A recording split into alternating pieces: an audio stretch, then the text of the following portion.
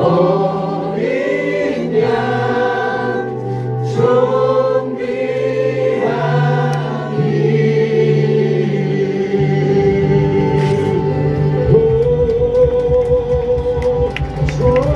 존귀하신 주를 찬양해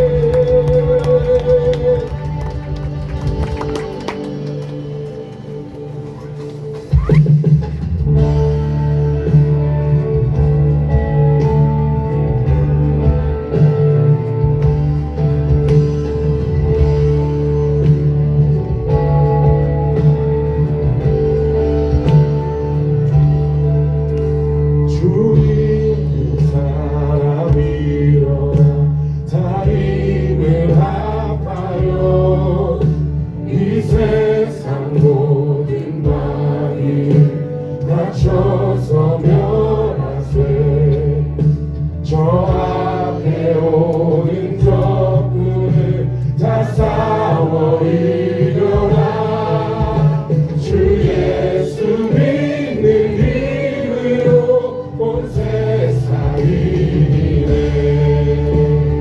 믿음이 이기네 믿음이 이기네 주 예수를 믿음이 온 세상 이기네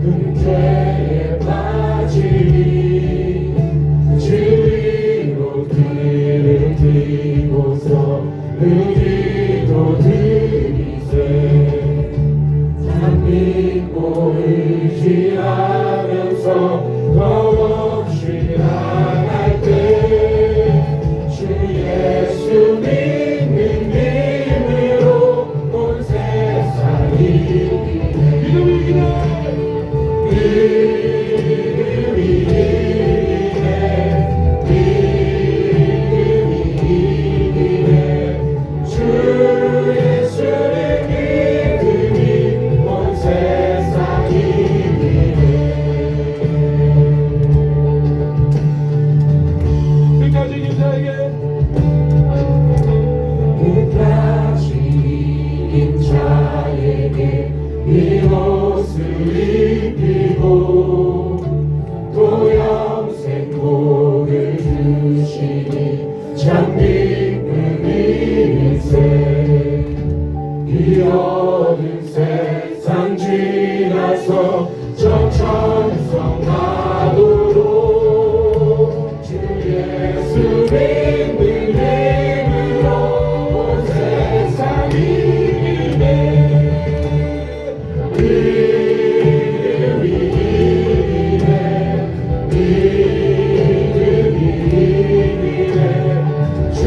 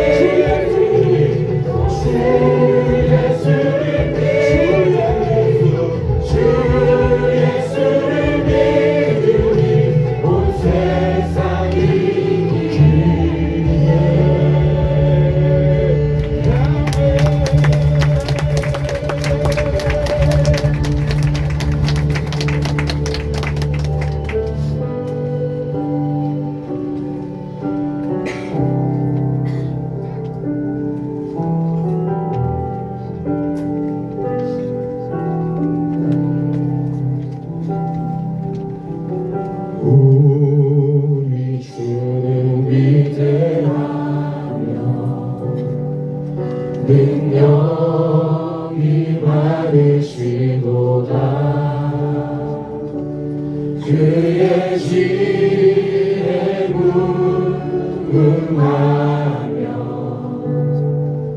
인자는 영원하도다.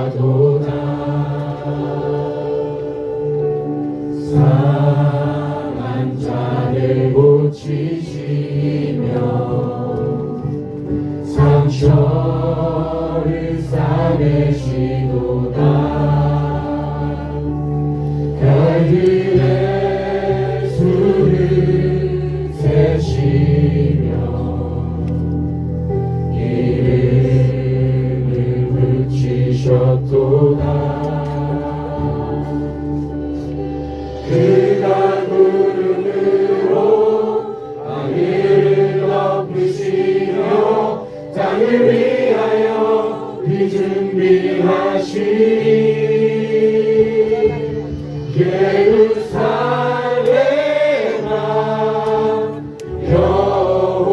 여호와를 찬송할지어다. 내 하나님을 감사함으로 그 앞에 나가며 주님의 앞에 경배해.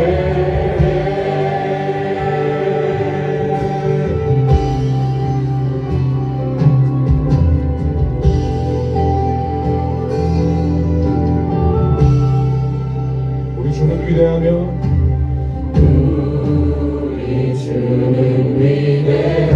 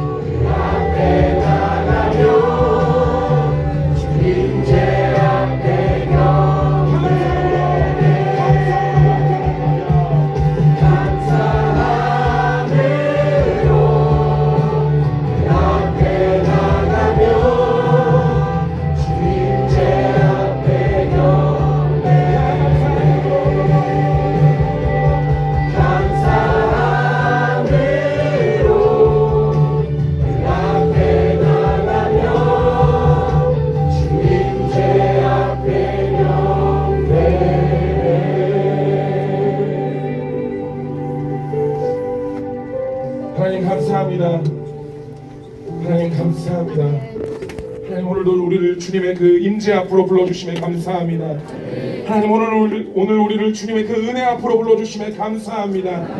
하나님 오늘도 우리가 주님의 그 크신 은혜 앞에 나와 주님을 목도하고 주님을 만나고 주님을 예배하는 이 시간, 하나님 주님의 살아계신 임재가 오늘 우리 마음 가운데 충만하게 하여 주시고, 그로 말미암아 우리의 생각과 마음이, 우리의 삶이 주로 인하여 다시 풍성해지게 하시고, 그로 말미암아 다시 한 번 더 주님의 그 크신 은혜의 감격 앞에 살아가는 우리 될 수 있도록 인도하여 주십시오.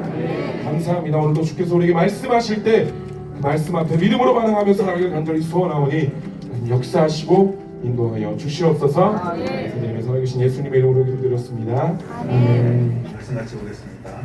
갈라디아서 3장 9절부터 14절입니다. 3장 9절부터 14절은 찬 목소리로 9절부터 읽습니다. 시작. 그러므로 믿음으로 말하는 자는 믿음이 있는 아브라함과 함께 복을 받느니라. 무릇 율법 행위에 속한 자들은 저주 아래 있나니 기록된 바 뭐든지 율법책에 기록된 대로 모든 일을 항상 행하지 않는 자는 저주 아래 있는 자라 하였습니다. 또 하나님 앞에서 아무도 율법으로 말미암아 그렇게 되지 못할 것이 분명하니 이는 그에게는 믿음으로 살리라 하였습니다. 율법은 믿음에서 나는 것이 아니니 율법을 행하는 자는 그 가운데서 살리라 하였느니라. 그리스도께서 우리를 위하여 저주를 받은 바 되사 율법의 저주에서 우리를 속량하셨으니 기록된 바 나무에 달린 자마다 저주 아래 있는 자라 하였습니다. 이는 그리스도 예수 안에서 아브라함의 복이 이방인에게 미치게 하고 또 우리로 하여금 믿음으로 말미암아 성령의 약속을 받게 하려 합니다. 네. 갈라디아서 말씀을 살펴보고 있습니다. 이 갈라디아서는 은혜와 또 믿음, 구원이 무엇인가 하는 것에 대한 책이죠. 바울은 갈라디아서 3장 후반부, 특히 오늘 본문을 포함해서 25절까지 말씀해서 그렇다면 율법의 역할은 무엇인가에 대해서 이야기하고 있습니다. 은혜로 구원을 받는 것이라면 율법은 아무 필요가 없는 것인가? 율법의 역할은 무엇인가 하는 것에 대한 이야기입니다. 어쩌면 오늘날 교회에게 또 가장 필요한 어떤 핵심적인 질문이고 대답인지도 모르겠습니다. 은혜로 구원을 얻는 것이라면 착한 행실은 필요 없다는 것인가? 그럼 예수 믿는 사람은 도둑질하고 거짓말하고 간음하고 이래도 상관없다는 것이냐? 사실은 여기에 대한 그 대답이 오늘날 교회가 처해 있는 상황이라고 믿습니다. 교회 안에서도 그렇고 밖에서도 그렇습니다. 교회 안에서도 은혜로 구원을 얻는다라고 하는 것에 대한 깊은 이해가 있지 않으면 우리의 삶이 그 구원 받은 자나 구원 받지 않는 자나 사실은 아무 차이가 없게 되죠. 그래서 어떻게 보면 교회의 그런 권위라든지 교회 순수함들이 점점점 무너져 갑니다. 또 교회 외부에서도 마찬가지입니다. 불신자들이 볼 때 아니 너나 우리나 별 차이 없는데 너희 뭐 하나님 믿었다고 천국 가고 우린 지옥 가고 동의 못 하겠다는 거죠. 어떻게 보면 너희보다 우리가 차라리 더 의롭겠다 하는 생각을 가지게 하는, 그래서 이 율법의 역할은 무엇인가? 그렇다면 은혜로 우리가 공짜로 구원을 얻는 것이라면 율법의 역할은 무엇이고, 또 율법이 오늘날 해석하면 착한 행실이라고 하는 것은 무슨 의미가 있는가 하는 것에 대한 올바른 성경적이고 신학적인 대답을 가지고 있지 않으면 교회 내부에서도 교회를 무너뜨리는 이유가 되고 외부에 대해서도 할 말을 잃게 됩니다. 그래서 어떻게 보면 율법의 역할은 무엇인지를 정확히 이해하는 것이 오늘날 우리에게 아주 중요한 과제라고 할 수 있습니다. 자, 그래서 오늘부터 한 두세 번에 걸쳐서 바울이 얘기하는 또 갈라디아서가 이야기하는 율법의 역할은 그럼 뭔가 하는 이야기를 살펴보려고 합니다. 자, 오늘은 율법의 역할이 무엇인가에 앞서서 서론으로 그렇다면 율법의 문제점은 뭔가 하는 것을 먼저 살펴보고요. 그리고 다음 주 또 그 다음 주에는 이런 문제점에도 불구하고 율법은 어떤 역할을 하는가 하는 것에 대해서 살펴보려고 합니다. 자, 먼저 율법의 문제점부터 시작해 보려고 합니다. 자, 율법의 문제를 한마디로 얘기하면 이렇습니다. 10절입니다. 시작. 무릇 율법 행위에 속한 자들은 저주 아래 있나니 기록된 바 누구든지 율법책에 기록된 대로 모든 일을 항상 행하지 아니하는 자는 저주 아래 있는 자라 하였습니다. 아멘. 자, 율법의 문제는 이겁니다. 율법으로 살려는 자들, 오늘날로 얘기하면 뭔가를 행함으로 의롭게 되려는 사람은 저주 아래 갇히게 된다는 거예요. 저주 아래 있게 된다는 것입니다. 이유가 있습니다. 왜냐하면 모든 일을 항상 행해야 되기 때문에 그렇습니다. 이게 율법의 문제예요. 모든 일을 항상 행해야 된다는 거예요. 네, 보통 사람들은 생각하기를 선을 행한 것이 있고 악을 행한 것이 있으면 저울에 달아봐서 선을 행한 것이 대충 더 많으면 오케이 천국 이렇다고 생각을 합니다.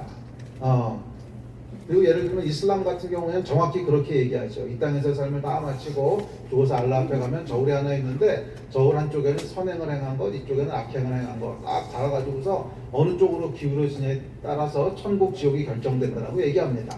뭐 이슬람도 그렇고 또 대부분의 사람들이 그렇게 생각을 합니다. 그런데 문제가 뭐냐? 자, 문제가 있는데 여기 문제는 뭐냐면 하나님이 그렇게 정하지 않으셨다는 거예요. 하나님이 그렇게 정하지 않으셨다고 하는 것이 문제입니다. 선이 악보다 많으면 되는 것이 아니라 그 하나님이 그렇게 안 정하셨어요. 선이 악보다 많으면 대충 오케이 이렇게 안 정하셨고요. 하나님이 정하신 법은 뭐냐면 모든 일을 항상 율법대로 해야 된다는 거예요. 이게 하나님이 정하신 법입니다. 모든 일을 항상 율법대로 해야 된다는 거예요. 그리고 이거 할 수 있는 사람은 아무도 없다는 거예요. 이게 율법이 가지고 있는 문제입니다.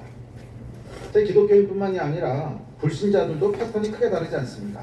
하나님은 안 믿었지만 난 착하게 살았어. 그러니까 지옥에 가지 않을 거야. 이렇게 생각합니다. 여기서 문제가 뭐예요? 두 가지 문제가 생기는데 이 생각에는 두 가지 결정적인 문제가 있는데 첫 번째는 지난주에 살펴봤던 거예요. 내가 로기조마이 하려는 거예요. 내가 정하려고 한다는 것입니다. 구원의 기준을 내가 정합니다. 여기에는 창조주에 대한 존중이 없습니다. 창조주가 뭐라고 정하셨는지를 귀 기울여 듣고 동의하는 것이 아니라 내가 정합니다. 내가 정해요. 선행을 많이 하면 천국 가는 거 아니야? 내가 정한다는 거예요. 이것이 천국에 가지 못하는 첫 번째 이유고 가장 큰 이유입니다. 왜? 창조주를 존중하지 않는데 천국은 뭐예요? 하나님이 왕이신 곳이거든요. 하나님이 왕이신 곳인데 하나님을 존중하지 않는 사람이 들어간다. 어불성설이죠. 이건 그 말 자체가 모순이에요. 그러니까 천국은 어떤 곳이냐면 하나님을 왕으로 존중하는 사람들이 모인 곳을 천국이라고 하는 건데 하나님을 존중하지 않아요. 그런데 어떻게 천국에 가겠어요? 이 말 자체가 모순이죠. 창조주를 인정하지 않는다는 거예요. 자, 하나님이 그렇다고 그렇게 정하시지 않으셨는데 그건 무시하고 내가 정하겠다는 거예요.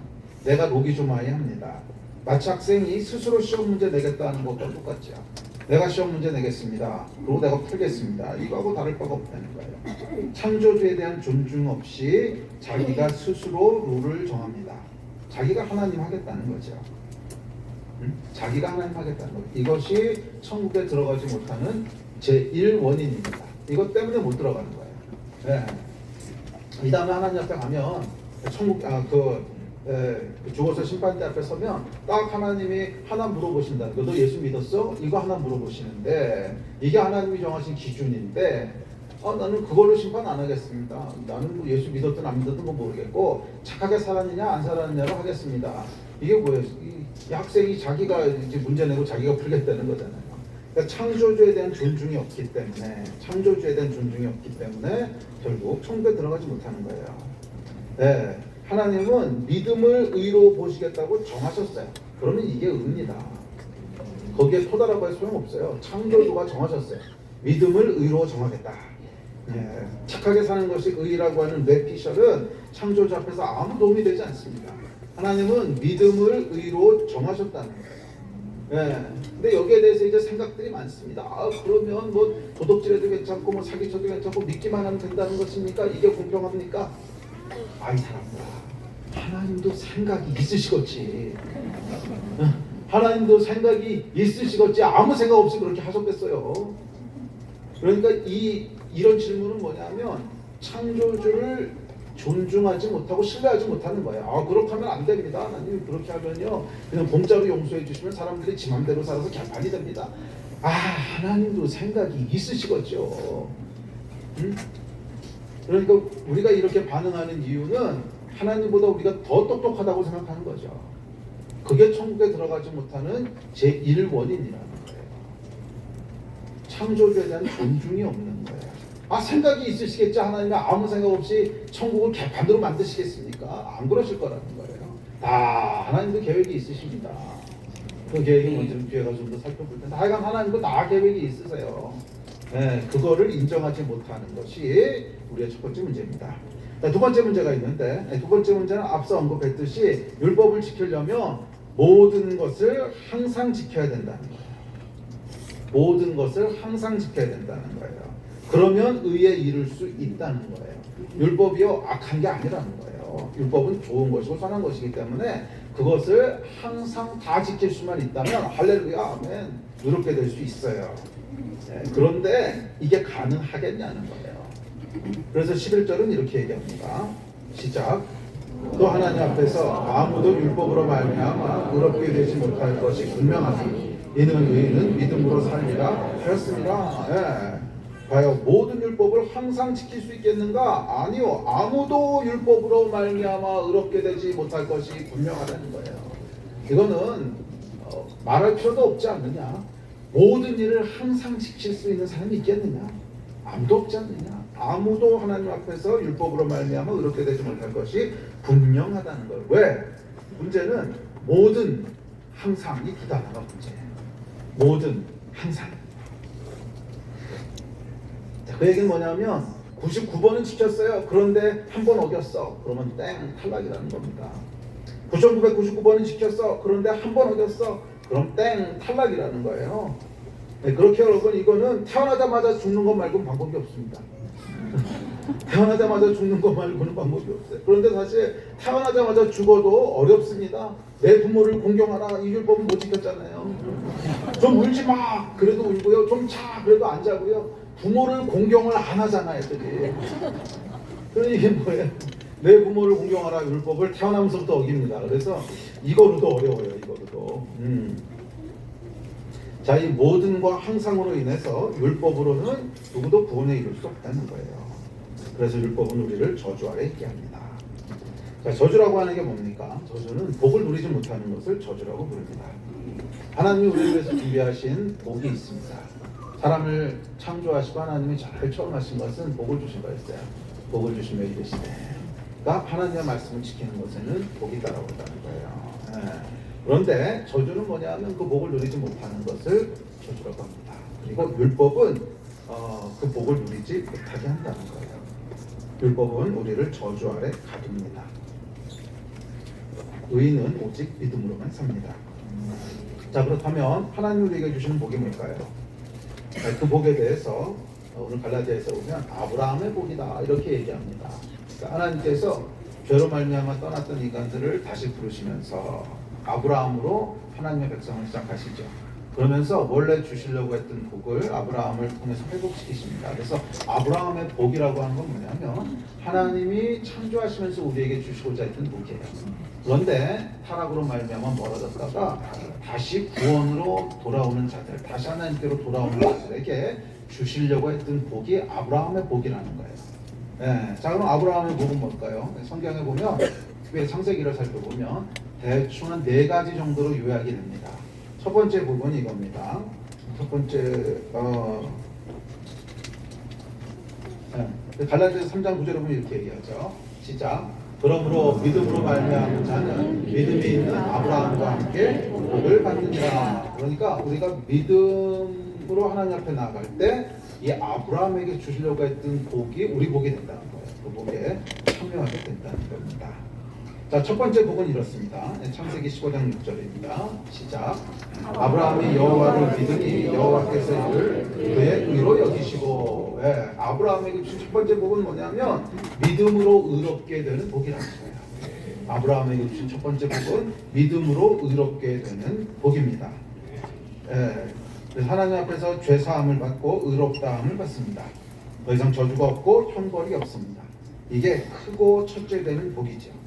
그리고 그것은 구체적으로 3무의 복인데 3가지가 없는 복이에요. 그게 뭐냐면 믿는 자들에게는 정죄가 없고요, 수치가 없고 형벌이 없어요. 3무의 복이 믿음으로 의롭게 된다는 복의 구체적인 내용입니다. 하나님은 믿는 자들을 정죄하지 않으십니다. 결코 정죄하지 않으세요. 그래서 성경은 이렇게 얘기합니다. 다음 절 시작. 그러므로 이제 그리스도 예수 안에 있는 자에게는 결코 정죄함이 없나니. 아멘. 그리스도 예수 안에 있는 자에게는 결코 정죄함이 없다는 거예요. 어떤 정죄함도 없다는 거예요. 그러니까 정죄는 하나님께 속한 게 아닌 거예요. 모든 정죄는 마귀에게 속한 겁니다. 모든 정죄는 마귀로부터 나온 거예요. 혹시라도 여러분들이 어떤 정죄감을 느낀다. 그것이 뭐 스스로에 대한 정죄든 아니면 뭐 상황에서 오는 정죄든 아니면 누군가로부터 정죄의 말을 들었던 하여간 이거는요 그 소스가 하나님이 아닙니다. 모든 정죄는 마귀로부터 나온 거예요. 우리 하나님은 우리를 절대로 정죄하지 않으십니다. 왜? 우리의 모든 죄와 허물은 예수께서 다 소멸하셨어요. 십자가에서 다 지워버리셨기 때문에 하나님은 정죄하지 않으세요. 하나님은 결코 정죄하지 않으세요. 아멘이십니까? 네. 혹시라도 여러분 가운데 정죄감이 들어왔다면 그것은 하나님께로부터 나온 것이 아닙니다. 보통 대부분의 이단이 사용하는 방법이 뭐냐면 정죄감이거든요. 죄책감과 정죄감이에요. 이렇게 하면 하나님이 나를 어떡할까 두려워서 그 안에 머물게 하고 하여간 이런 것들. 이게 이제 정죄인데 그 정죄는 마귀에게 속한 겁니다. 그리고 율법이 그 정죄를 자꾸 일으켜요. 물론 율법 자체가 악한 건 아니에요. 그런데 율법으로 틈을 탄다 그러죠. 마귀가 율법으로 틈을 타서 우리로 정죄감을 느끼게 해요. 정죄를 느끼게 해요. 아니요. 정죄는 하나님께 속한 게 아닙니다. 결코 없다 그랬어요. 결코 정죄함이 없다 그랬어요. 자, 정죄가 없으니까 당연히 수치도 없죠. 정죄가 없으니까 당연히 형벌도 없습니다. 그래서 이 3무의 결과는 완전한 자유입니다. 네. 믿는 자들에게는 하나님께서 완전한 자유를 주신다는 거예요. 이게 아브라함에게 주신 첫 번째 복입니다. 이 3무의 복을 누린 여러분 되시기를, 자유를 누린 여러분 되시기를 축복합니다. 자, 아브라함에게 준 두 번째 복이 있습니다. 창세기 17장 7절 시작. 내가 내 언약을 나와 너와 내 네 후손의 사이에 세워서 영원한 언약을 삼고 너와 내 후손의 하나님이 되리라. 두 번째 복은 뭐냐 하면 하나님이 우리 하나님이 되시고 우리가 그분의 백성이 되는 것입니다. 이것이 아브라함에게 주신 두 번째 복입니다. 우리는 믿음을 통해서 하나님의 언약 백성이 되는 거예요. 하나님의 언약 백성이 되는 거예요. 자, 세 번째 복입니다. 시작. 너희가 그리스도의 것이면 곧 아브라함의 자손이여 약속대로 유업을 이을 자니라. 아멘. 세 번째 복은 언약 백성이기 때문에 우리는 하나님의 자녀고 하나님의 유업을 이을 상속자라는 거예요. 이게 세 번째 복입니다. 우리는 하나님의 자녀이기 때문에 하나님께 속한 모든 것이 우리 것이라는 거예요. 이건 여러분 우리의 상상을 아득히 뛰어넘는 복입니다. 우리가 이 땅에 육체를 가지고 사는 동안은 이게 뭔지 다 몰라요. 그런데 이 다음에 우리가 하나님 앞에 가게 되면 아마 놀라서 미쳐 벌어질 겁니다. 하나님이 가지신 모든 게 우리 것으로 상속된다는 거예요. 이 복을 하나님이 주시겠다고 약속하셨어요. 누구에게? 아브라함의 복에 참여하는 자에게. 그게 누구예요? 믿는 자들. 믿는 자들에게 이 복을 주신다는 거예요. 그래서 네 번째입니다. 시작. 내가 내 언약을 나와 너 사이에 두어 너를 크게 번성하게 하리라 하시니 내가 너로 심히 번성하게 하리니 내가 내게서 민족들이 나게 하며 왕들이 내게로부터 나오리라. 아멘. 네 번째 복은 뭐냐면 심히 번성케 되는 복이에요. 하나님께서 믿는 자들을 심히 번성케 하시겠다는 거예요. 믿는 자들에게는 모든 것이 풍성하게 되고 번성케 되는 복이 있습니다. 이게 아브라함에게 약속하셨던 복이고요. 이 복에 믿는 자들이 참여하게 될 거라는 거예요. 네 가지. 믿음으로 오르게 되는 복, 언약 백성이 되는 거, 자녀가 상속자가 되는 거, 그리고 심히 번성케 되는 거. 이 네 가지가 성경에서 얘기하고 있는 아브라함에게 하나님이 주셨던 복입니다. 그리고 믿음으로 우리가 이 복에 참여하게 됩니다. 자, 그런데 이 아브라함의 복뿐만이 아니라 하나님께서 두 번째로 약속하신 게 있어요. 믿는 자들에게는 첫째, 아브라함의 복을 누리게 된다 하는 게 첫 번째 약속이었고요. 근데 또 하나 더 약속하세요. 다음 절 같이 보십시다. 14절 시작. 이는 그리스도 예수 안에서 아브라함의 복이 이방인에게 미치게 하고 또 우리로 하여금 믿음으로 말미암아 성령의 약속을 받게 하려 함이라. 예, 하나님께서 믿는 자들에게 두 가지를 약속하시는 거예요. 첫 번째는 아브라함의 복을 받게 하시는 걸 약속하시고요. 두 번째는 성령의 약속을 받게 하시는 것을 약속하십니다. 그러니까 성령을 받게 된다는 거예요. 언제? 믿을 때. 믿을 때. 믿음은 여러분 성령을 받게 합니다. 믿음은 성령을 받게 해요. 하나님이 다 계획이 있으시다니까. 다 계획이 있으세요. 믿을 때 그냥 칭의만 일어나는 거면 우리 걱정이 맞아요. 개판이 되겠지. 그런데 하나님이 계획이 있으셔요. 믿을 때 칭의만 하시는 것이 아니라 칭의가 뭐냐 하면 아브라함의 복이거든요. 믿음을 의로 여겨주시겠다. 아브라함의 복인데 이것만 있는 게 아니라 성령께서 내주하신다는 거예요. 하나님이 계획이 있으셨어요. 성령께서 내주하시면 개판으로 살고 싶지 않게 된다는 거예요. 아멘. 자, 그래서 율법과 믿음에는 크게 두 가지 차이가 있습니다. 첫째는 의롭다 하심을 받는 칭의예요. 자, 율법은 뭐냐면 의로움을 내 힘으로 쟁취해야 된다는 부담인데, 믿음은 뭐냐면 의롭다함을 입는 은혜입니다. 그래서 그냥 하나님의 의롭다고 칭해 주시는 칭의고요. 두 번째 차이는 뭐냐면 성령이 내주하시는 거예요. 우리가 믿을 때 성령께서 우리 안에 내주하십니다. 그래서 칭의가 법적인 측면이라면 성령의 내주하심은 실제적인 능력입니다. 그러니까 이게 여러분 법적인 칭의만이 우리가 믿음의 결과라고 생각한다면 앞서 얘기했던 걱정이 맞아요. 얘기했듯이 아니 그럼 도둑질해도 괜찮고 뭐 해도 괜찮고 막 해도 믿기만 하면 된다는 겁니까? 개판되는 거 아닙니까? 그게 어떻게 공의로운 겁니까? 우리 의견이 맞아요. 그런데 하나님이 계획이 있으셔요. 칭의뿐만이 아니라 믿을 때 또 하나 약속이, 믿으면 의롭다 칭해 주시고 너희가 믿을 때 뭐 한다고 그랬어요? 성령을 받는다고 그랬단 말이에요. 그러니까 이 믿음의 진짜 내용이 뭔지를 우리가 반쪽만 이해하는 거예요. 많은 경우 칭의만 자꾸 이해를 하고 붙잡고 있으니까 믿음으로 구원받는 거에 대한 진짜 내용을 모르는 거예요.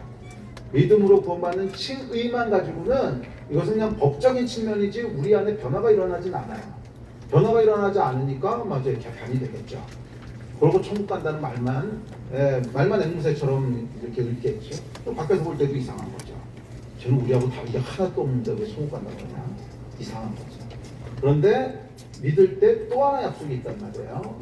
그 아까 14절 9절 다시 한번 띄워놔보세요. 믿을 때 뭐라고 그러냐면 아브라함의 복, 그의 믿음을 의롭다 하신 아브라함의 복이 이방인에게 미치게 하고 또 두 번째가 있다는 거죠. 우리로 하여금 믿음으로 말미암아 성령의 약속을 받게 하려 함이라. 이거. 두 번째 차이가 있다는 거예요. 앞서도 여러 번 얘기했듯이 내주하시는 성령께서 하시는 일은 우리 마음의 새로운 소원, 새로운 마음, 탈레마라 그랬죠. 탈레마를 만드시는 거예요. 근데 이 탈레마는 어떤 탈레마냐면, 탈레마의 뜻은 뭐냐면 소원, 원함, 열망, 갈망 뭐 이런 뜻입니다. 근데 이 탈레마는 뭐냐면 하나님을 기뻐하는 마음이에요. 하나님 뜻대로 살고 싶은 마음이에요. 그래서 근데 사람들이 말해요. 그 성령이 내주하시기 전에는 육체의 탈레마가 있습니다. 우리 육체, 타락한 육체가 만들어낸 마음이 있어요. 그것은 육체의 정욕이라고 성경이 얘기하죠. 별로 좋은 것들이 아닙니다. 육체의 정욕이죠. 그런 이제 원함이 있는데 그것을 율법이 억제하는 거예요. 그런 마음이 있는데 교회 다니다 보면서 하면 안 될 것 같아. 원하는 건 이건데 하면 안 될 것 같아. 그러니까 율법이 그것을 억제하고 억압합니다. 이것을 율법주의 또는 종교라고 부릅니다. 여기는 자유가 없습니다. 왜? 내가 진짜 하고 싶은 건 뭐예요? 육체의 탈레마. 육체의 탈레마인데 그거는 못하고요. 거룩한 척 해야 돼요. 거룩한 척. 이것을 예수께서는 위선이라고 부르셨어요. 이건 복음이 아닙니다. 이건 복음이 아니에요. 복음은 율법이 아니라 믿음인데, 왜냐하면 믿을 때 성령이 우리 안에 내주하시고 그 성령께서는 이제 전혀 다른 마음을 만들어내시는데, 그 마음은 뭐냐면 하나님 뜻대로 살고 싶은 마음이에요. 하나님을 기쁘시게 하고 싶은 마음이에요. 이것을 성령의 탈레마라고 부릅니다. 이게 복음이에요. 율법과 종교 위선에는 자유가 없습니다. 왜 자유가 없냐면 자유의 정의는 뭐예요? 내가 하고 싶은 걸 하는 게 자유죠. 근데 내가 뭘 하고 싶어요? 육체의 원함, 육체의 정욕, 육체가 원하는 탈레마가 있단 말이에요. 그게 진짜 하고 싶은 거예요. 그런데 율법과 종교는 그것을 하지 말라고 자꾸 억압해요. 그러니까 자유가 없는 거죠. 제가 옛날에 이제 대학에 다닐 때 제 친한 친구가 한 명 있었는데 이 친구가 노는 걸 정말 좋아해요. 주색 잡기에 능해요. 사람 좋아해요. 친구 만나는 거 좋아하고 막 이러는데 열심히 복음을 전했습니다. 80일 복음을 전했는데 한 번은 그러더라고. 성준아, 네 말을 들어보니까 대충 다 맞는 말인 것 같아. 근데 그래도 나는 교회는 안 나갈 거야. 그래서 왜? 그랬더니 교회 가면 내가 누리는 이 자유를 다 뺏길 것 같아. 제가 약간 샥이었어요. 분명히 복음을 자유케 한다고 했는데 왜 이 사람에게 들리는 복음은 자유를 뺏기는 것처럼 들리지? 근데 많은 사람들이 비슷하게 느끼죠. 왜 그럴까요? 탈레마가 다르니까. 그러니까 이 자유라고 하는 건 뭐냐면 탈레마를 대로 살 수 있는 걸 자유라고 부르는 거예요. 그런데 성령이 내주하시기 전에는 우리 안에 있는 탈레마는 하나밖에 없어요. 육체의 원함대로 살아가는 거예요. 그걸 마음껏 하는 걸 자유라고 해요. 그런데 교회 나오게 되면 성령 받기 전까지는 뭐예요? 이거 못해. 이거 해야 되는데 하지 말라 그러고 뭐 주일날 어디 놀고 싶은데 와서 예배드리라고 그러고 그러니까 자유를 뺏기고 억압되는 게 맞죠. 그런데 성령 안에서의 자유는 뭐냐면 이 행동 자체를 바꾸는 게 아니라 우리 마음이 바뀔 거예요. 그래서 내가 하고 싶은 내용이 달라지는 거야. 내가 진짜 하고 싶은 건 예배드리고 싶은 거야. 진짜 하고 싶은 건 하는 기쁘게 하고 싶은 거야. 그래서 나는 그냥 이거 따라 하는 거, 이게 자유잖아요. 그래서 이 자유는 뭐냐면 하나님 안에서 주어지는 자유라는 거예요. 그러니까 이 자유는 더 정확하게 얘기하면 죄를 짓지 않을 자유가 생기는 거예요. 그러니까 그전에는 죄를 지을 자유밖에 없었어요. 육체의 텔레마를 따라서 살아가는 이 자유밖에 누릴 수 있는 자유가 없었는데 왜? 전혀 하고 싶지 않으니까. 그런데 이제 이걸 안 할 수 있는 자유가 생긴 거예요. 그게 성령의 내주하심입니다. 예, 여러분, 복음은요 행동을 변화시키는 것 이전에 마음을 변화시키는 거예요. 행동을 변화시키려고 하는 것을 뭐라 그래요? 율법이라고 해요. 물론 복음은 행동도 변화시킵니다. 마음이 변하면 이제 행동이 따라오는 거죠. 그런데 마음은 그냥 두고 행동만 바꾸려고 하는 걸 뭐라 그래요? 율법 또는 종교라고 부르는 겁니다. 복음은 여러분 율법이 아니에요. 마음을 그냥 두고 행동을 바꾸는 게 아닙니다. 그럼 뭘 바꾸는 거예요? 마음을 바꾸는 거예요. 마음을.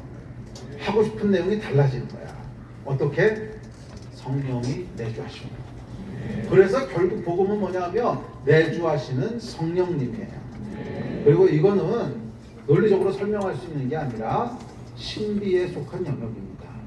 왜 갑자기 내가 원하는 게 달라졌는지 설명할 수가 없어요. 아마 대부분 다 그러실 거예요.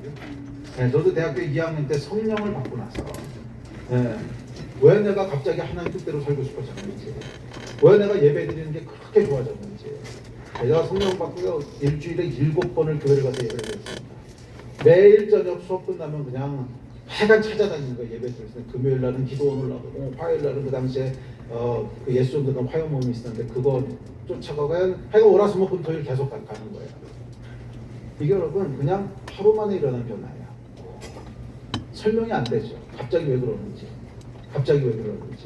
이게 여러분 그래서 마음의 변화는요 진짜 신비에 속한 영역인데 그 신비가 뭐예요? 우리 안에 내주하시는 성령. 그래서 성령을 받으셔야 돼요. 네, 성령을 받으셔야 돼요. 성령 받지 않으면 계속 종교 생활을 할 수밖에 없습니다. 성령 받지 않으면 계속 율법 생활을 할 수밖에 없습니다. 주일날 교회 나가기 싫은데 끌려 나와야 되고, 뭐 아내에게 끌려 나오든 아니면 엄마에게 끌려 나오든 끌려 나와야 되고, 하기 싫어 죽겠는데 해야 되고, 그러니까 어떻게 하면 도망갈까만 생각하고, 어떻게 하면 빠질까만 생각하고. 예, 여러분 성령 받지 않으면 이렇게 할 수밖에 없어요. 그건 종교고 율법이고, 그걸 예수님께서 뭐라고 그러셨냐면 패칠한 무덤이라고 그러셨고, 그걸 뭐라고 그러셨냐면 위선이라고 그러셨어요. 복음의 내용은 뭡니까? 복음의 내용은 두 가지예요. 너희가 믿을 때 아브라함의 복, 믿음으로 의롭다 하심을 얻게 되는 칭의와 두 번째 뭐예요? 성령의 약속을 받는 것. 이게 여러분 복음의 내용입니다. 아멘. 자, 성령이 내주하실 때 우리는 비로소 원함이 달라집니다. 죄와 싸울 힘을 얻습니다. 성령이 내주하실 때 우리는 위로를 받고 인도하심을 받고, 성령이 내주하실 때 우리는 기쁨을 누리고, 성령이 내주하실 때 우리는 자유를 얻습니다. 어떤 자유? 하나님 뜻대로 살 자유. 어떤 자유? 죄를 짓지 않을 자유. 할렐루야. 아멘. 성령 받으셨습니까? 왜 이렇게 자신이 없어요? 성령 받으셨습니까? 잘하셨습니다. 성령 받으셔야 됩니다. 네, 그렇지 않으면 우리는 뭐예요? 율법의 저주 아래에 놓인다는 거예요. 저주는 복을 못 누리는 거예요. 우리는 하나님이 주신 복을 누릴 수가 없다는 거예요. 네, 성령 충만한 여러분 되시길 바랍니다. 자, 그래서 하나님이 생각이 이거였다는 거예요. 예, 이걸 이제 칭의로만 구원이라고 하는 걸 자꾸 제한을 하면 그러면 이해가 잘 안 되죠. 개판되는 거 아닙니까? 믿으십시오. 하나님도 생각이 있으세요. 아멘. 자, 이어지는 11절과 12절입니다. 자, 11절과 12절은 이제 두 가지 삶을 대비하는데 이렇습니다. 시작. 또 하나님 앞에서 아무도 율법으로 말미암아 이렇게 되지 못할 것이 분명하니 의인은 믿음으로 살리라 하였습니다. 율법은 믿음에서 나는 것이 아니니 율법을 행하는 자는 그 가운데서 살리라 하였느니라. 아멘. 자, 이거 보면 두 가지 삶을 대비하는데요. 하나는 믿음으로 사는 삶이고 또 하나는 율법으로 사는 삶입니다. 두 가지 삶이 있다는 거예요. 의인은 믿음으로 살고 율법을 행하는 자는 율법 가운데서 산다. 이렇게 얘기합니다. 여기 이제 살다라고 하는 단어는 헬라어로 자오라고 하는 단어인데요. 이 자오는 단순히 존재의 존속, 삶의 지속이라는 뜻뿐만이 아니라 번영, 행복이라는 뜻을 가지고 있는 동사입니다. 그래서 여기서 의인은 믿음으로 살고 율법을 행하는 자는 율법 가운데 산다 라고 하는 의미는 생존의 의미를 넘어서 삶의 번영과 행복이 그 안에서 결정된다 이런 뜻이에요. 그러니까 율법을 행하는 자는 율법 가운데 산다라고 하는 것은 율법이 만들어내는 구조 속에서 행복과 번영을 추구하게 된다 이런 말이에요. 그건 뭐예요? 모두 항상 다 지키면 행복해지는 이걸 추구하면서 산다는 거예요. 그게 율법을 행하는 자는 율법 가운데 산다 이런 뜻입니다. 율법 가운데서 율법이 만들어낸 세계 가운데서 행복과 번영을 추구하면서 살게 된다 이런 뜻이에요. 그건 뭐예요? 율법을 모두 항상 지켜야 되는 거죠. 자, 이것이 12절에서 말하는 율법 가운데 산다라고 하는 뜻입니다. 즉 율법이라는 삶의 방식, 또 그 율법이 만들어내는 어떤 구조, 그 환경 그 속에서 행복과 번영을 그 규칙대로 추구해야 된다는 거죠. 율법이 만들어놓은 규칙에 의해서 행복과 번영을 추구해야 된다. 그것이 산다 이런 뜻입니다. 자, 두 세계가 있어요. 그래서 두 공간이 있습니다. 그것은 믿음이 만들어내는 세계와 율법이 만들어내는 세계예요. 믿음도 율법도 다 어떤 구조를 만들어냅니다. 어떻게 하면 행복을 누릴 수 있는가? 어떻게 하면 그 안에서 번영할 수 있는가? 하는 구조, 시스템을 만드는 거죠. 그래서 두 세계가 있습니다. 물론 우리가 눈에 보이는 세계는 구분되지 않지만 영적으로는 두 세계가 존재하고 있는 거예요. 영적으로는 두 구조가 존재하고 있는 거예요. 믿음이 만들어내는 세계, 거기는 은혜의 법이 통치하고 지배하는 세계고요. 거기는 정죄도 없고 수치도 없고 형벌도 없어요. 거기는 용서와 자유가 있습니다. 반면 율법이 지배하는 세계가 있어요. 율법이 통치하는 어떤 구조가 있어요. 자, 이것은 말 그대로 율법이 지배하는 세계입니다. 거기는 정죄가 있고 형벌이 있어요. 그래서 그곳에는 두려움이 있습니다. 그곳은 모든 법을 항상 지켜야만 의로움에 이룰 수 있어요. 모든 법을 항상 지켜야만 행복과 번영에 이룰 수 있어요. 그게 이제 산다라고 하는 뜻이에요. 그런데 이거는 법이 지배하는 한 당연한 비결입니다. 법이 지배하면 이렇게 될 수밖에 없어요. 거짓말은 안 해도 도둑질을 하면 형벌을 받죠. 그러니까 이 법이라는 것이 지배할 때는 이렇게 될 수밖에 없어요. 이거 거짓말 안 하고 도둑질 안 해. 또 간음을 하면 이게 또 문제가 된 거예요. 그러니까 이 모두 항상 지켜야 되는 거예요. 이게 법이 지배하는 것에 피할 수 없는 비결입니다. 뭐 그렇잖아요. 난 도둑질도 안 하고요, 거짓말도 안 하고요, 간음도 안 하고 아무것도 안 했어요. 근데 사람을 몇 명 죽였어요. 뭐 그러면 이게 아무 의미가 없어지는 거예요. 그러니까 법이 지배한다 그랬을 때는 모든 것을 항상 지켜야만 의미가 있는 거지. 뭐 거짓말 안 하고 도둑질 안 하고 간음은 안 했지만 사람은 죽였어요. 뭐 이러면 의미가 없어지잖아요. 그래서 이건 법이 지배한다고 했을 때는 어쩔 수 없는 비결이에요. 하나라도 한 번이라도 어기면 형벌이 따르는 거예요. 이것이 법, 율법의 속성상 그렇습니다. 그러나 은혜가 지배하는 곳은 달라요. 믿음이 지배하는 곳은 달라요. 거기는 항상 용서가 있고요. 거기는 그래서 항상 자유가 있어요. 아멘. 사람은 여러분 이 두 세계 중에 반드시 한 곳에는 속합니다. 물리적으로는 우리가 이 눈에 보이는 세상에 살아도 영적으로는 이 두 구조 중에 한 곳에 속해 있어요. 두 공간 중에 한 곳에 속해 있어요. 그 속에서 그 세계 속에서 살아갑니다. 살아가는 거 아까 얘기했던 자오라고 했죠. 행복과 번영을 누립니다. 율법의 세계에서 사는 사람은 모든 법을 항상 지킴으로 행복과 번영을 추구하고요. 반면 믿음의 세계에 사는 사람은 은혜로 아무 조건 없이 은혜로 삽니다. 거기서 행복과 번영을 누립니다. 여러분 어떠십니까? 여러분은 어떤 세계에 속하셨습니까? 어떤 세계 속에서 사십니까? 그게 여러분의 행복과 번영을 결정하고요.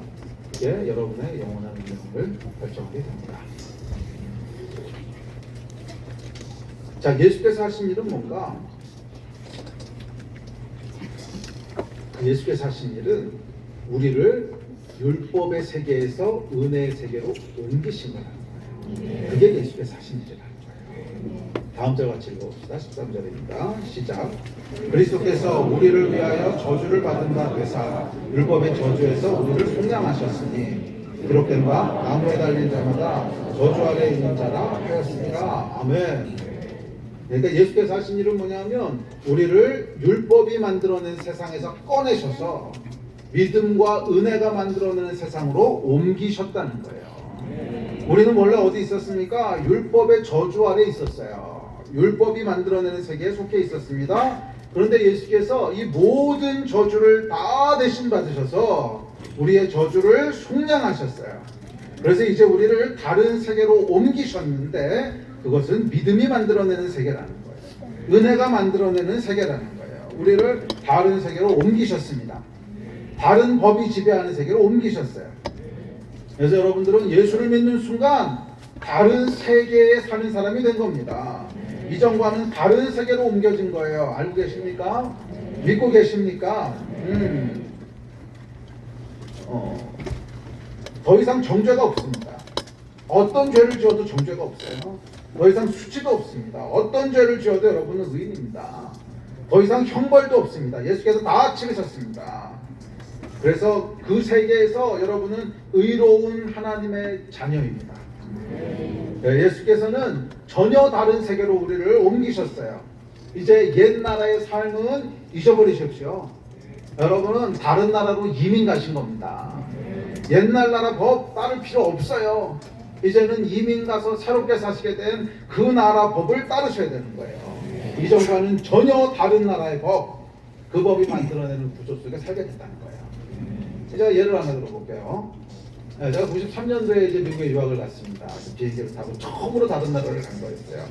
다른 나라를 갔는데 그곳에 가서 이제 코스코에서 물건을 하나 샀습니다. 전자제품 같은 거 같은데 그 당시에 코스코가 있었어요. 93년도였는데 물건 하나 샀는데 한 2달쯤 쓴 것 같아요. 한 2달 썼는데 이게 마음에 안 드는 거예요. 그거 말고 딴 거 샀어야 되는데 이런 마음이 드는 거예요. 그래서 하루는 이제 셀에 가가지고 그 물건 샀는데 이거 마음에 안 든다고 그때 딴 걸 샀어야 되는데 그랬더니 이제 미국에 오래 살았던 분이 저한테 그럼 가서 물러 그러는 거예요. 아니 2달 썼는데 물러줘요? 그랬더니 보시면서 당연하지 그걸로 물어봐. 그냥 가서 물르면 돼 그러는 거예요. 오히려 이상하다는 듯이. 미국은요 반품이 당연한 세상이었습니다. 제가 예전에 살던 세상과는 전혀 다른 세상이었어요.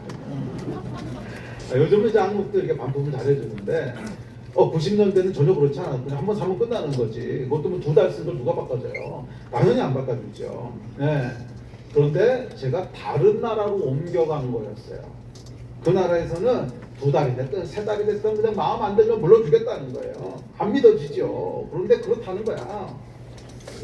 근데 문제는 뭐냐면 안 믿어지는 거예요. 정말 안 믿어지고 익숙하지 않은 거예요. 아니 한 달, 2달 사용했던 것을 물러달라고? 그러니까 제일 먼저 드는 게 뭔지 아세요? 죄책감이에요.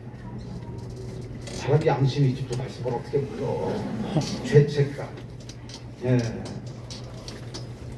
정죄감. 이거 물러달라고 하는 건 나쁜 놈이지. 2달 썼는데 물러달라고 하는데 나쁜 정죄감. 근데 아이가 된다니까 제가 포스코에 물건을 들고 갔어요. 이렇게 물러주세요라고 얘기하는데 수치감. 내가 막 나쁜 놈이 된 것 같아요. 아 이건 말이 안 되는데 그래서 막 쭉쭉쭉 되면서 이거 좀 불러주실래요? 네. 수치다. 야, 근데 놀랍게도요 묻지도 따지지도 않고 불러주더라고. 처음에는 그냥 막 대답할 걸 한참 생각했어요. 영어도 잘 안 되니까 이걸 왜 불러달라고 얘기해야 되나 뭐 한참 생각했는데 묻지도 따지지도 않고 그냥 오케이 이렇게 불러주니 돈을 그냥 주더라고. 이심칭의. 이야. 근데 여러분 제가 그걸 경험하고도요 한동안 불편해서 잘 반품도 하지 않고요 반품하면서도 계속 정죄감이 따라왔습니다. 내가 나쁜 놈 아닌가? 이걸 불러달라고 그러는 게 말이 되나? 정죄감. 자 여러분 이게 왜 생겼을까요? 사는 세상이 달라진 거죠. 자 여러분 새로운 세상에서 살기 위해서 필요한 게 뭔 것 같으세요? 믿음이에요. 믿음. 아 이거 불러달라 그러면 불러주는구나 하는 믿음. 이거 불러달라 그러면 묻지도 않고 따지지도 않고 불러주는구나 하는 믿음. 그런데 우리 안에는 왜 그게 잘 안 돼요? 옛날에 그런 세상에서 안 살았거든. 예? 제가 20년 30년 살았던 세상은 그런 세상이 아니거든. 예? 2달 쓰고 불러달라 그러면 나쁜 놈이거든. 2달 쓰고 불러달라 그러면 도둑놈이거든. 파렴치한 사람이거든. 그러니까 정죄감, 수치감이 계속 드는데 그런데 새로운 나라가 나타나요. 이 나라에서는 그래서 뭐가 필요한 거예요? 이건 정죄할 필요도 없고 이건 수치감 느낄 필요도 없고 이건 당연한 거야 라는 믿음이 있어야 되는 거예요. 믿음. 네, 왜? 법으로 그렇게 돼 있거든. 여기서 중요한 게 뭐냐면 법과 믿음입니다. 아무리 우리가 믿어도요 법이 그렇게 안 되어 있으면 소용없는 것이고요. 반대로 법이 그렇게 되어 있어도 믿음이 없으면 못 누려요. 법이 그렇게 되어 있어도 믿음이 없으면 못 누려요. 예수께서 여러분 우리를 새로운 세계로 옮기셨습니다. 아멘. 이제 뭐가 바뀌었어요? 법이 바뀌었어요. 법이. 율법이 아니라 은혜의 법이 통치하는 세계가 된 거예요. 우리는 새로운 나라로 들어갔어요. 이전에 율법이 통치하던 곳에서 은혜의 법이 통치하는 새로운 나라로 들어갔다는 거예요. 옮겨졌다는 거예요. 네. 그래서 저주는 사라졌습니다. 아멘. 그런데 이걸 누리려면 뭐가 있어야 돼요? 믿음이 필요하다는 거예요. 네. 믿음이 필요하다는 거예요. 또 보니까 처음에 제가 죄책감이 왜 자꾸 들었냐면 이거 너무한 거 아니야? 파렴치한 거 아니야? 그런데 사실 보니까 결국 미국에서는 그 제품 가격을 매길 때 이것까지 다 포함해서 매기더라고. 데이터가 많으니까 대충 이 물건은 이제 그 반품 확률이 얼마 정도 돼. 그러면 그 값을 이미 다 거기다가 부과해서 매긴 거예요. 그 무슨 얘기냐면 제가 그 물건 살 때 반품할 것까지 다 산 거란 말이에요. 예수께서 값을 다 치르셨단 말이에요. 예수께서 값을 다 치르셨단 말이에요. 그런데 우리가 옛 세상에 살다 보니까 우리가 이미 다 치른 권한인데도 이거를 못 믿는 거예요. 그러니까 자꾸 죄책감, 정죄감 이런 거 느끼는데 이미 예수께서 다 치르셨어요. 그냥 물르세요. 그냥 가져가면요 아무 말도 안 하고 물러줍니다. 이게 예수 그리스도의 복음입니다. 예수께서 값을 다 치르셨어요. 여러분은 자유고 여러분은 이미 의롭습니다. 할렐루야. 할렐루야. 아멘. 예배 앞으로 나오십시오.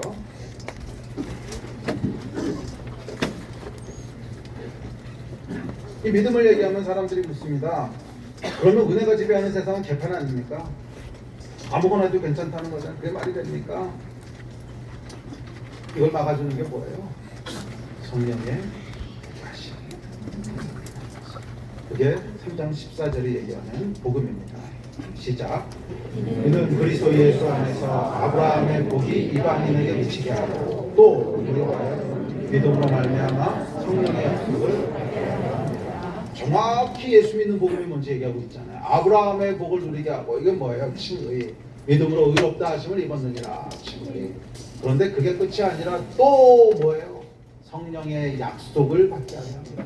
이게 복음의 내용입니다.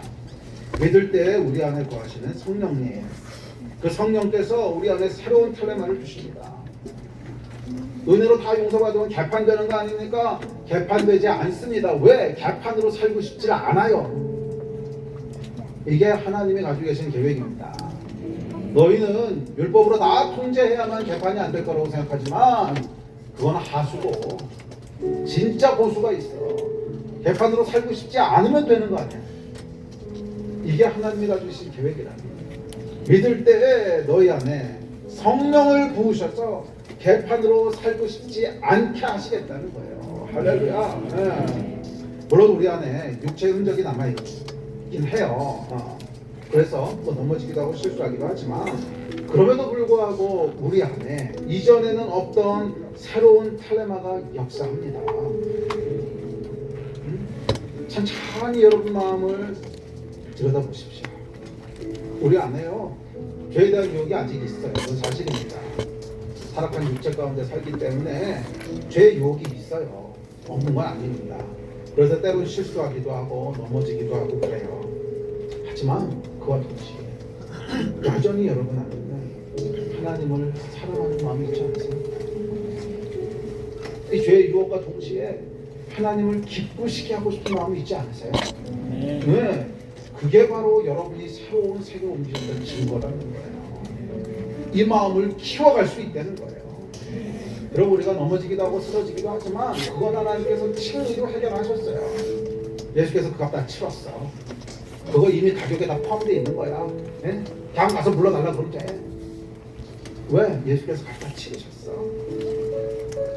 그거 신경 쓰지 말고 우리 안에 있는 하나님을 기쁘시게 하고 싶은 마음, 하나님을 사랑하는 마음, 그거 있잖아. 그거 있잖아.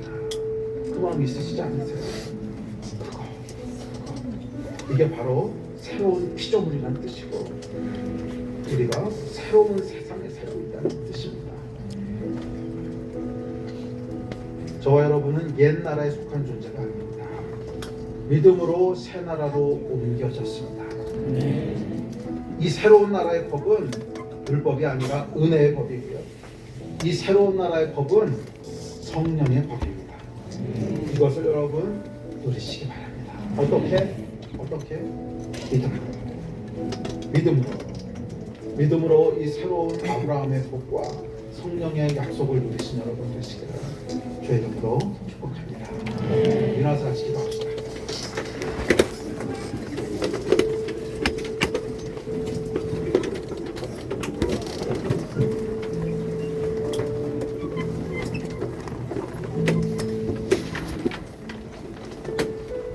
믿는 자들에게는 정죄가 없습니다. 그래서 예수 안에 있는 자에게는 결코 정죄함이 없습니다.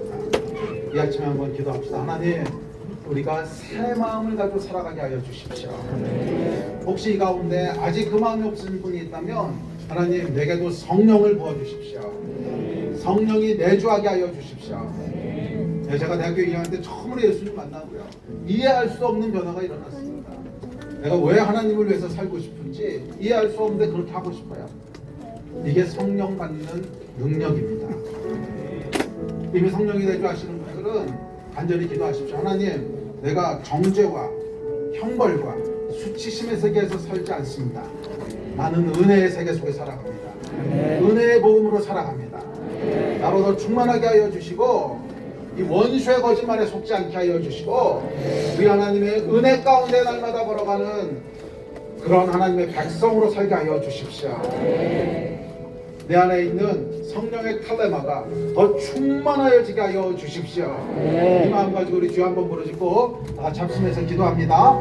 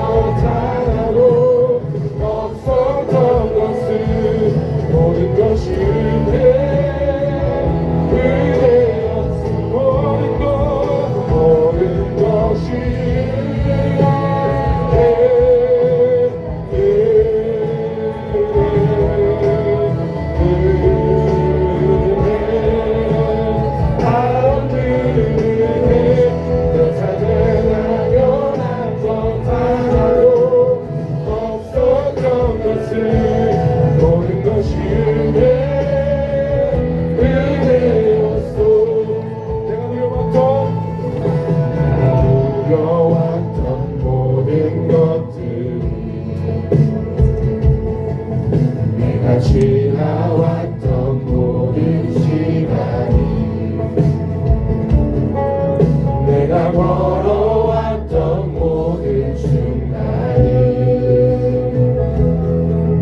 당연한 건 아니라 은혜였어. 아침에 해가 뜨고 저녁에 노을 봄의 꽃향기와 가을의 열매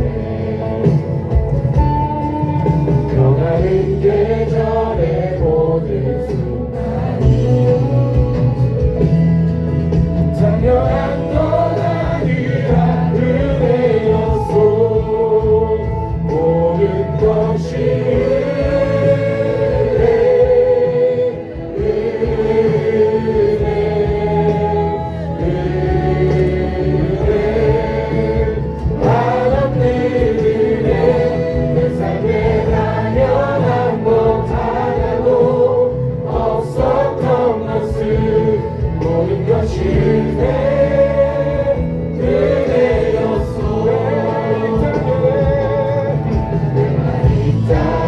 태어나 사는 것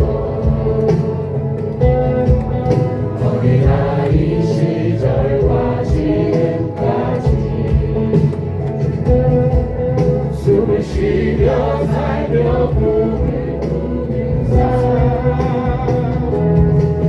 당연한 건 아니라 은혜였어. 내가 하나님의 자녀로 살며 그를 찬양하고 예배하는 삶 복음을 전할 수 있는 축복이 당연한 건 아니라 은혜였어. 모든 것이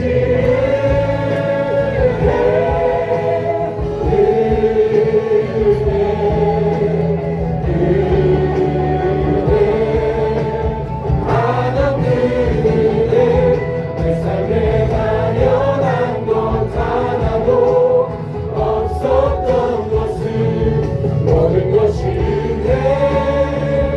은혜였어. 모든 것이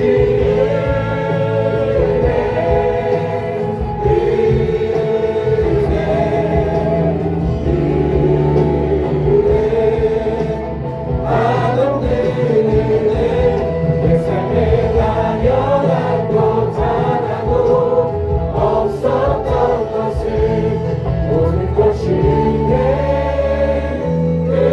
은혜였어. 하나님 사랑하는 우리 성도들, 율법의 세계에서 예수께서 은혜의 세계로 옮기셨사오니 은혜 가운데 살아가는 자들 다 되게 하여 주시옵소서. 원수의 모든 정죄하는 거짓말들은 그쳐지게 하여 주시고 우리 하나님의 사랑과 은혜와 용서 가운데 자유함으로 걸어가는 성도들 다 되게 하여 주시옵소서. 성령의 내주하시는 은혜가 늘 충만케 하여 주시옵소서. 성령과 함께 살아가는 귀한 성도들 다 되게 하여 주시옵소서.